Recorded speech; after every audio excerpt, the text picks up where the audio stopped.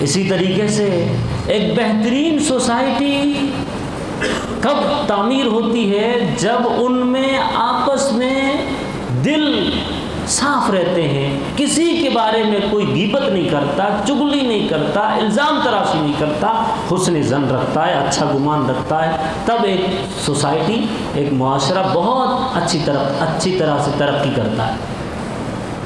اس کے لیے اللہ سبحانہ و تعالیٰ نے ایک واقعہ بیان کیا۔ اماں عائشہ صدیقہ رضی اللہ تعالیٰ عنہ کا ایک غزوے کے موقع پر اماں جان پر الزام لگا۔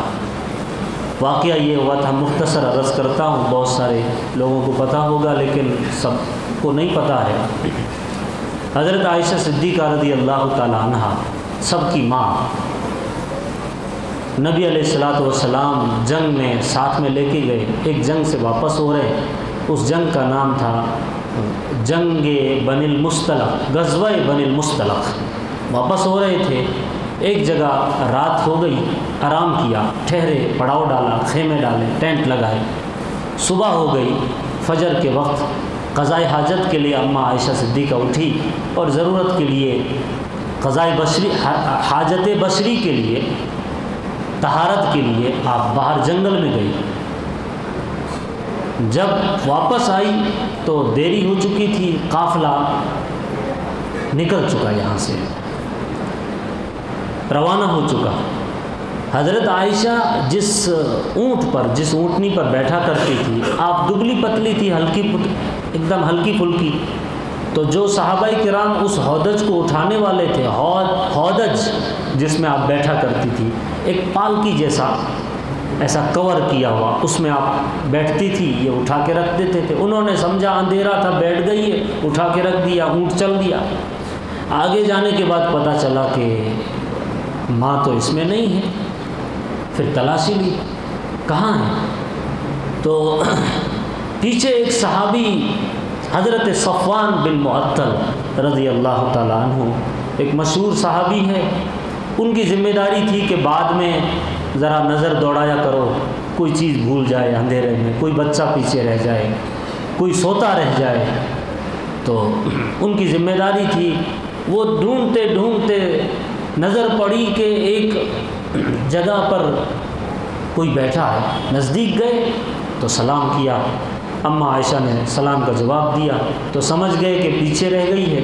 انہوں نے اپنا اونٹ بٹھایا نزدیک میں، اماں اونٹ پر بیٹھ گئی، یہ نکیل پکڑ کر، رسی پکڑ کر چلتے رہے، لمبا سفر کر کے قافلہ کیونکہ آگے رک گیا تھا، ٹھہر گیا تھا، وہاں جا کر ملا دیا۔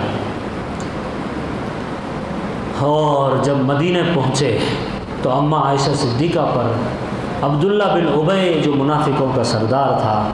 کچھ لوگوں کو اپنی باتوں میں لے کر الزام لگا دیا غلط کاری کا، غلط ناجائز تعلقات کا صفوان بن معطل کے ساتھ۔ مدینے میں یہ بات مشہور ہو گئی، نبی کے کانوں میں پڑ گئی، لیکن حضرت عائشہ کو نہیں پتہ کہ باہر کیا چل رہا ہے۔ نبی گھر میں آ رہے ہیں، پریشان، اداس، غمگین، مایوس۔ آپ کا چہرہ جو گھر میں داخل ہوتے مسکراتے تھے، سلام کرتے تھے، چہرے کی ہوائیاں اڑی ہوئی ہے۔ آپ سلام کر رہے ہیں تو سلام کا جواب لیا جا رہا ہے، بس ختم، ضروری باتیں ہوتی ہیں، لیکن وہ چہرے پر رونق باقی نہیں ہے۔ ایک مہینہ تک ایسا چلتا رہا، اماں عائشہ صدیقہ کو پتہ نہیں چلا، پریشانی بڑھتی رہی۔ ایک دن صبح سویرے ایک عورت کے ساتھ، بوڑھی عورت تھی ساتھ میں، جنگل میں طہارت کے لیے گئی، تو انہوں نے بتایا کہ تمہیں پتہ ہے مدینے میں کیا باتیں ہو رہی، اور ان باتوں میں میرا بیٹا ایک بھولا بھالا ہے، وہ منافقوں کی باتوں میں آ گیا، وہ بھی یہ باتیں کر رہا ہے آپ کے خلاف۔ تو گھر پہ آئی، اللہ کے نبی علیہ السلام سے اجازت لی اور اپنے میکے چلی گئی۔ حضرت ابو بکر صدیق پریشان ہے، ادھر نبی علیہ السلام مسجد نبی میں بیٹھ کر اپنے قریبی دوستوں سے مشورہ کر رہے ہیں کہ کیا کیا جائے۔ حضرت علی سے مشورہ کیا، فرمایا اگر عائشہ صدیقہ میں کوئی عیب ہوتا تو یقیناً فرشتہ آتا آپ کو بتا دیتا، لیکن عیب نہیں ہے، فرشتہ کوئی نہیں آیا ہے تو آپ خاموخواہ نبی، وقت کا نبی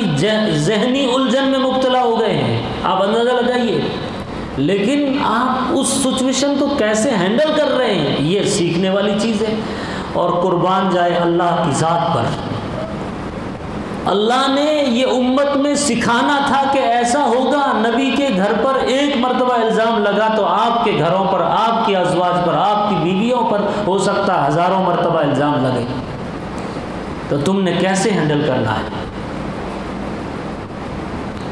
اور اللہ کو یہ سیکھ دینے کے لیے اماں عائشہ کو پریشان کیا، نبی پریشان ہے، سیکھ تو ہم کو دینی تھی۔ حضرت علی نے کہا کہ وحی آ جاتی، حضرت عمر بن خطاب فرما رہے ہیں یا نبی اللہ ایسا نہیں ہو سکتا، آپ اور کچھ خاص ان کی سہیلیوں سے ذرا پوچھ تاچھ کیجیے۔ تو جو گھر میں آٹا بناتی تھی، آٹا گوندتی تھی، نوکرانی تھی، ان سے پوچھا کہ کیا بات ہے؟ تو کہا کہ عائشہ صدیقہ میں کوئی عیب، کوئی کمی، کوئی نقص نہیں ہے، ایک عیب ہے۔ بولے کیا؟ کہا کہ آٹا گوندتی تھی، آٹا گوندتے گوندتے تھک جاتی تھی تو وہیں پر سو جاتی تھی، بھول جاتی تھی، آٹا کہیں رکھ دیتی تھی، بکری آتی تھی آٹا کھا لیتی، بعد میں تلاش کرتی میرا آٹا کہاں ہے، بس یہ بھولنے کی عادت تھی، تھوڑی اس معاملے میں لاپرواہ۔ کہا کہ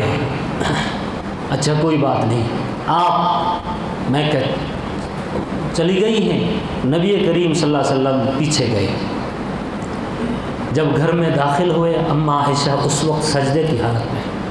لمبی بخاری کی بہت طویل حدیث ہے، فرماتی ہے میں سجدے کی حالت میں تھی اور اللہ سے دعا کر رہی تھی، اے اللہ میرے اس مسئلے کو حل فرما دے، اللہ میرے مسئلے کو حل فرما دے،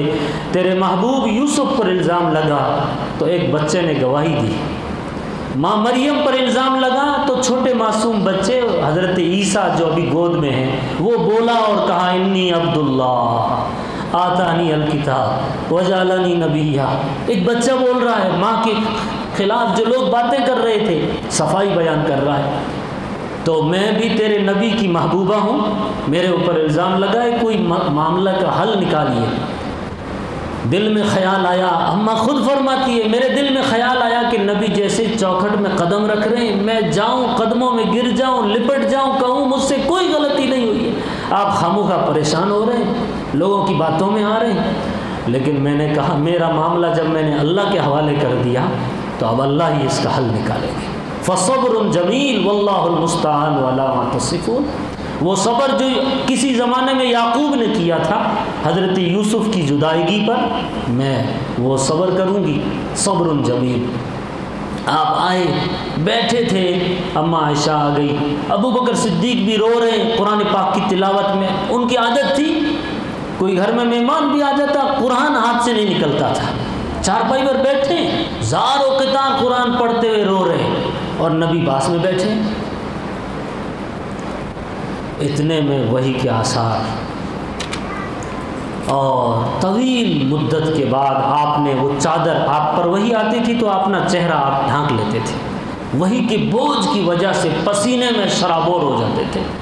اور وہ جب چادر ہٹائی تو اماں عائشہ فرماتی ہے چہرہ مسکراتا ہوا، کھلتا ہوا، ایسا لگا جیسے 14ویں کا چاند بہرا میرے سامنے آ گیا، اور پسینے کے جو بوند ٹپک رہے تھے آپ کی پیشانی سے، ایسا محسوس ہو رہا تھا کہ موتی ٹپک رہے ہیں، وہ صبح کی پنکھڑیوں پر کھیت میں جیسے موتی رکھا ہوا ہے کسی پگڑی پر، گلاب کے پھول پر، ایسا لگ رہا تھا وہ قطرے نبی کے چہرے انور پر، ایسا لگ رہا تھا کہ موتی ٹپک رہے۔ پھر فرمایا عائشہ خوشخبری ہو، اللہ نے تیری برات کا اعلان کر دیا۔